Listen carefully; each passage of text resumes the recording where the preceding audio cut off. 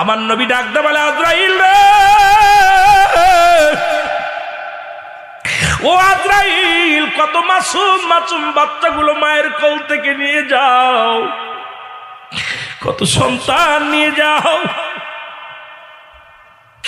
কত বালক মায়ের দুধ খায়, তারে তুমি নিয়ে যাও, তোমার দিলে কি মায়া লাগে না?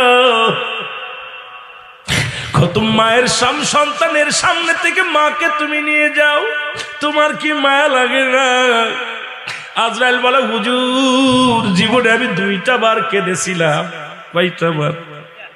জীবনে আমি 2টা বার কেঁদেছিলাম নবী গো। আমার নবী বলে, আজরাইল, 2টা বার কখন কাঁদলি একটু বল।